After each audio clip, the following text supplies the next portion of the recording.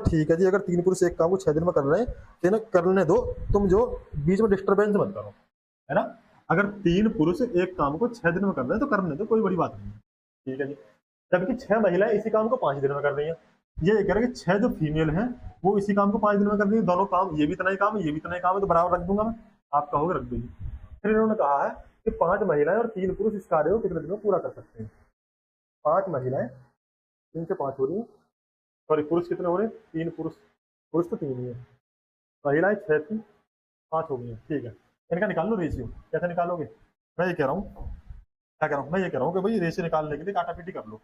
6 से तो 6 खत्म कर देगा, कितना हो गया, इधर ले लो m बटे में f आ जाएगा, और इधर 5 है, बटे में 3 पहुंच जाएगा। इसका मतलब महिला पुरुष और जो फीमेल है इन दोनों का रेशियो एफिशिएंसी का 5:3 आ गया।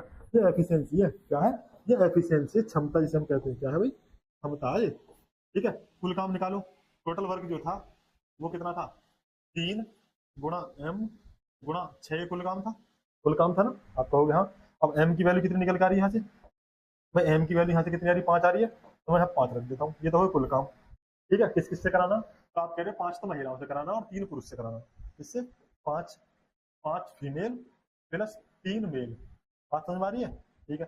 5 फीमेल का मतलब क्या है, 5 फीमेल का मतलब है कि एक फीमेल 3 काम कर रही है, तो यहाँ पे 3 लिख दो, ठीक है। और पुरुष का कितना है, तो पुरुष जो है वो दे रखा है 5, तो यहाँ पे 5 गुणा कर दो, ठीक है। अब कर लो,